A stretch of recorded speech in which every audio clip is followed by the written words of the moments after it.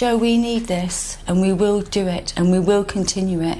It is Supernanny Saturday, and this week we are going to watch The Porter Family. Thank you so much for all of the recommendations that you guys have been giving me. I've been adding them to the wheel. The wheel is expanding. So this week, check out the community tab because I'm going to post a poll with a few of those names that are on the wheel, and then you guys get to vote which family we'll watch together next week. So without further ado, let's get to The Porter Family. There's one person who's ruling this house, and that is Madison. You are 9 years old. I'm still old enough to do what I want! No! Every single day is a battle. No matter what we do, no matter where we go, it is a constant battle. I want you in that shower. She will kick me. No! She grabs hold of me. It can go on for 20 minutes, it can go on for 2 hours.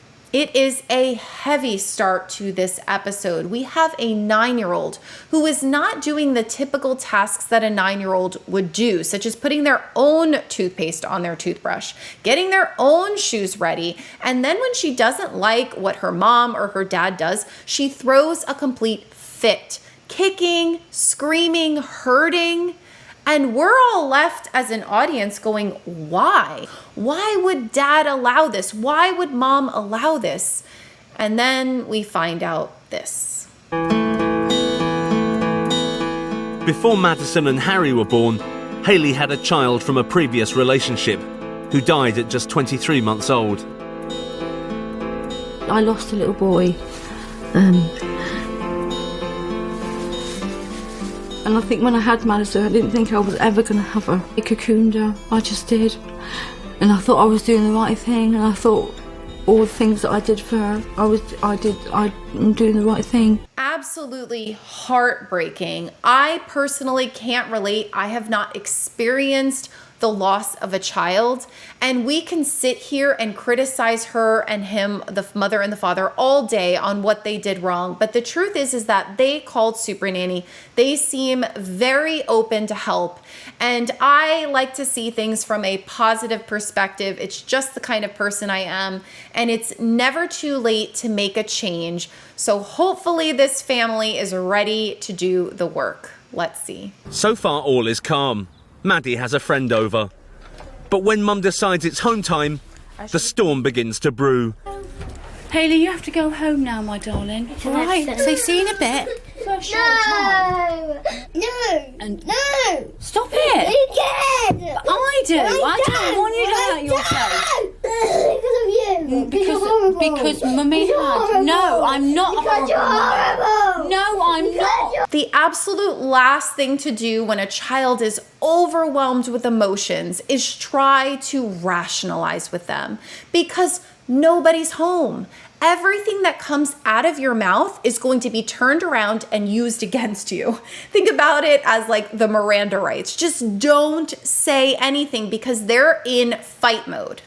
And when we're in fight mode, they're gonna use whatever you say to turn it around as ammo because they're angry and they feel like they're right.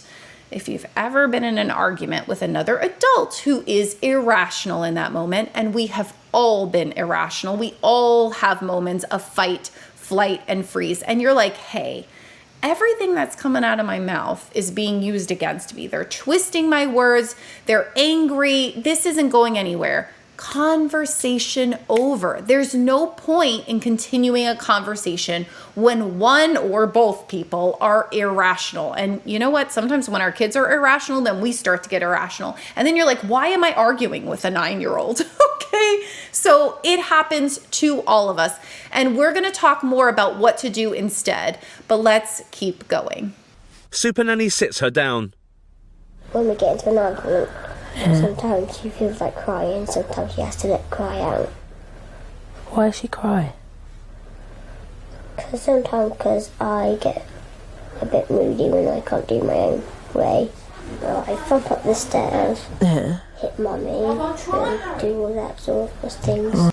Notice how Joe Frost sits down with Madison when she's home because now she's able to rationalize. She can answer questions like, oh, why am I angry? And Why do I think mom is sad? And Supernanny, she's just gathering up all this information because you guys know it. It's observation day, and you can't solve a problem that you don't know the root of. And it looks like they're about to transition to the brother, because the brother, surprise, surprise, is exhibiting a lot of the behaviors that his older sister is using. And we'll get to that. But before we get to that, let's talk about what to do when your child is flooded with emotions. Kristen, what do I do? Well, it depends. And I know you don't like that answer because it depends on their emotional intelligence level right now. Whatever they're at, you push them a little bit further. And every child, I don't know what it's like in your home. I don't know what child you're working with. But if they're very, very young, you're going to start at the bottom. And if you have an older child and you haven't really worked on it, you might have to start at the bottom too. I know the goal is where we want. We want child to be respectful. Yes, ma'am. We want them to do all of these things and be able to control their emotions. But you can't get here if you're all the way down here. You have to work with what you have. It's like my biggest message is it's not one size fits all because you might have a different fit. It's a different shoe size, however you want to think about it. So let's start at the bottom. You've done nothing with your child or they're very young. First thing you're going to do is provide a heck of a lot of empathy. We've talked about it before. You're going to walk in and go, what? You are so upset because Natalie is leaving. I saw you guys playing Uno later. You had the biggest smile on your face when you guys were playing Uno, and you're so upset that she's leaving. I wish that Natalie could stay all day because it's just so fun to see you having fun, and it's really upsetting when she left, right? It's so upsetting when your friend leaves. And sometimes that alone will get them back online, going from that brainstem to the frontal lobe, and then you can have a conversation. But if it doesn't, which in most cases it won't, especially if you have a young child or you haven't done this before, you are then going to set a very strict boundary because you do not want this behavior to be repeated. You are not to be talked to this way. You are not to be hit, kicked, or any of it. So you are going to say, you are having a hard time and I see that. And my heart goes out to you because it is hard when your friend has to leave. But how you are treating me is not okay. So I am going to step out and we will talk about this later. So you need to set that boundary because if you allow your child to walk all over you and treat you that way, it's only going to be repeated. Now comes the most important part of all of it, is once they are back online, depending on your child, that could be a few minutes, that could be maybe later in the day where you're able to have a conversation. At that point in the conversation is when you do the teaching. You do the how do we handle these big emotions and what's going to happen in the future. So, and that might look different in your home. I'm not a huge fan of timeout. So what I would do in this situation is I would say to my 9-year-old, and every situation is different, so take it with a grain of salt, is I would say, listen, earlier today, remember when you were really upset that Natalie left? Yeah, you didn't like that. Again, do a little bit of empathy, right? Ease your way in because you don't want defenses to go up. You don't want the tantrum, not because you don't want your kid to be upset, but because they won't hear you. So you start again with the empathy, and then you say, having your friend come over is a privilege. I don't have to allow you to have play dates. And when play dates end like this, it makes me feel as though you might not be ready to have play dates at the house. Do you enjoy having play dates at the house? Yes. Okay, so then we need to discuss how play dates are going to go in the future because what happened earlier is not okay. Do you have any ideas on what we could do in the future so that play dates can end in a successful way? Toss it to them. And the reason why I'm wording it this way is because she's 9 years old and she's neurotypical from what we see. Again, depending on the situation, you might have to alter what you're saying. And then you make a plan together and you make that plan realistic. What are we going to do when you feel upset that she's going to leave? And give some ideas like would a warning help you? And then you stick to it. You lay that boundary down, and mine would be then if a play date ends like that, the next play date we're going to skip. To me, that is a very logical consequence. It's a privilege to have a play date. If a play date ends like this, you don't get a future play date. We have to skip the next one. And again, you have to play with these things depending on how old your child is, depending on their emotional intelligence level. But the point of this lesson, and I'm almost done rambling, is that start where you are and push it, push it, push it. You might accept a little bit of rudeness or a little bit of a huff and puff in the beginning. And then as your child continues to grow in their emotional intelligence, your expectation of their behavior also grows. Accept a little bit more, give a little bit more rope in the beginning because they're still learning. And then every time you make that expectation a little bit higher so that eventually you do have a child who, when the play date's over, they go, "Thank you so much for coming, Natalie." And then they look at you and they go, "Mommy, I'm really sad that Natalie left, but thank you so much for letting her come over and play." And you're like, oh, this is all I ever wanted. You can get there. It's going to take time. It's going to take practice. And if you try to jump too high, it's not attainable for your child. And it's frustrating for both you and them. We are going shopping for a few items. Get back in that seat, put your seatbelt on, or when you get home, you're going straight to your bedroom. Got it? Now! I've got the tool. Put it on! Now! Now! Put it on! Keep that belt on like that. Got it?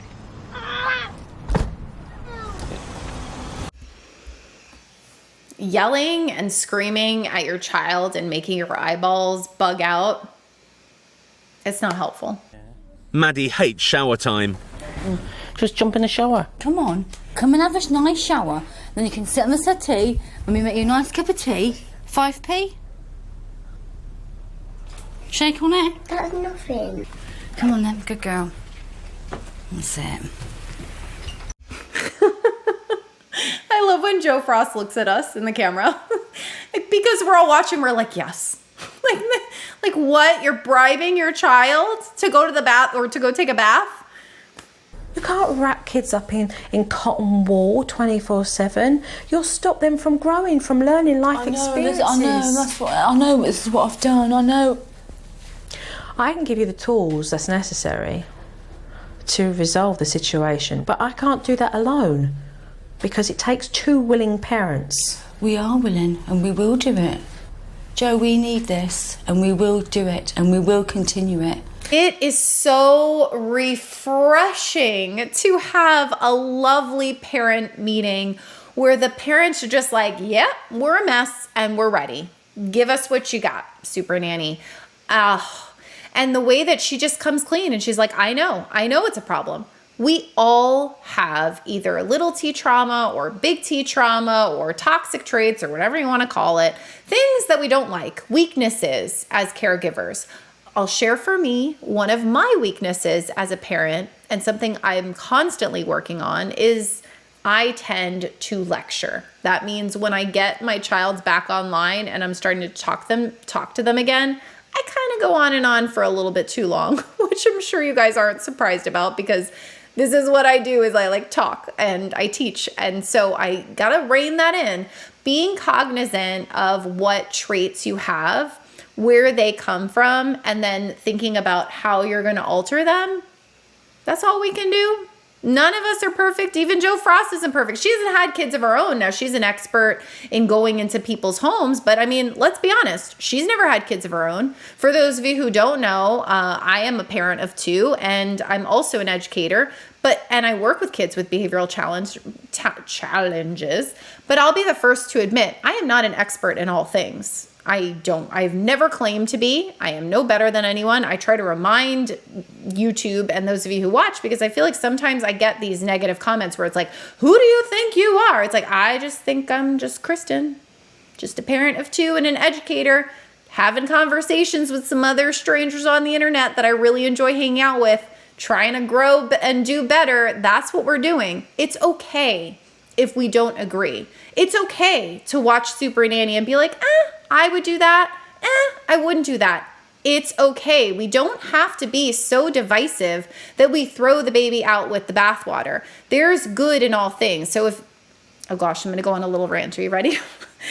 If you are watching my channel and you expect that everything that comes out of my mouth is going to be exactly what you want to hear, then you are going to be disappointed. Just like I consume other people's content and I'll go, or, and I just take what works for me. So if you're that kind of person where you're putting that kind of pressure on me, just know you're going to be disappointed. Feel free to unsubscribe if you've been subscribed and it's not an echo chamber here. We're all different. So that's my little rant. Let's keep going. 2 watches. You're going to be trusted to come home at the time that you are asked to come home. If you're not back in time and you don't come home on time when you're asked, then you won't be allowed to go back out and play. Madison, this is your watch as well. I say if you guys want to go out and play, you can, but I'd like you back at 4:45. Okay, but let's get down then. That's fab. Well done, you're 1 minute early. Well done. You're 1 minute early, well done. Woohoo! Go Maddie. She came back on time. They noticed it. They praised it. They were specific. Joe Frost set the expectations before she left. Sometimes we say things to kids, but we don't give them the structure to be successful. So Joe Frost gave them watches so that she would know the time it would be. You could even set alarms.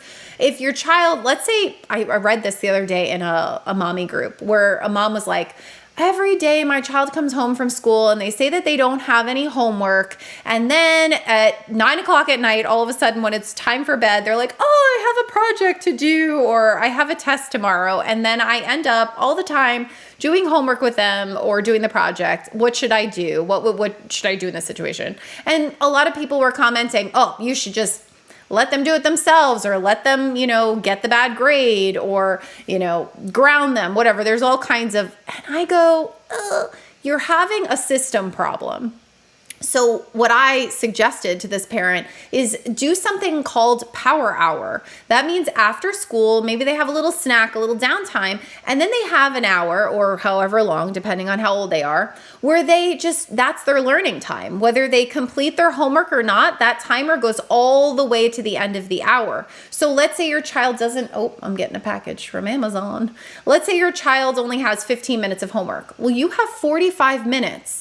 During those 45 minutes, you're doing other learning activities. You could read, you can study for tests, whatever it is that's enhancing their learning. And I like it because then it's like, listen, it doesn't matter how fast you try to finish your homework, you still have the full hour. Okay, you need to go in there now. Now. Go in there. Shut her. Just go in there. Calm down. Do your time. Action move. Do what I asked you to do. You will not be going out tomorrow. No. I'm going to naughty room. No. What's the naughty room there for? No, you can't. Excuse me. Are we negotiating here? No. Harry. No, we're not negotiating. We watched quite a few meltdowns from Maddie. In the first one, she ends up in the reflection room. It actually doesn't go very well, and Joe Frost has to come in and be really stern, and she finishes her time.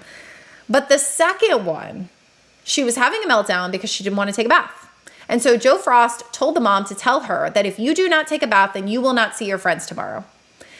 That to me is a perfect representation of how to utilize the freedoms that an older child has for your benefit. And I don't mean like we're trying to give our kids fun things so we could just take it away and be like, ha ha ha ha ha. No, as we get older, we have both responsibilities and more freedoms, more of each, more responsibilities and more freedoms. And if you want those freedoms, those privileges, then you need to do your responsibilities. And so therefore, if you're not taking your shower now, then tomorrow you are going to be taking your shower, and then you don't have time to play with your friend. It's a logical consequence because you have to take care of the things that you need to take care of in order to get to the things that you want to do. That's a life skill. So I wanted to point that out because I think Joe Frost is pretty famous for the naughty chair and then the reflection room as they get older. And we've talked, I don't want to be a broken record. I just prefer using consequences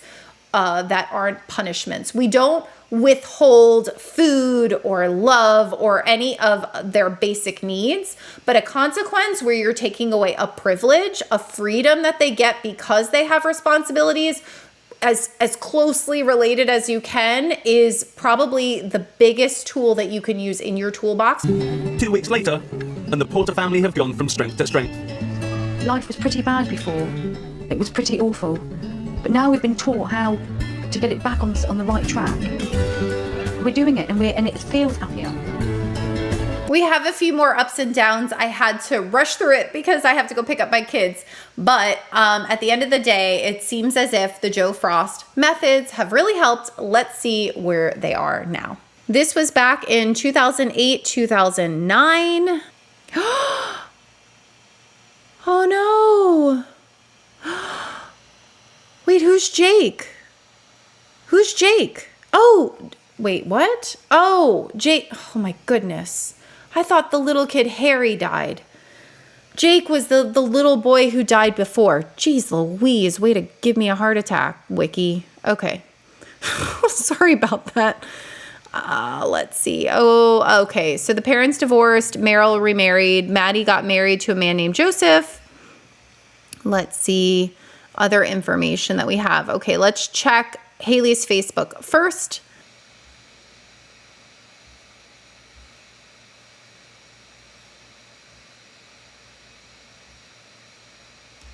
Meryl, which was the father in the episode. Aw, how nice is that?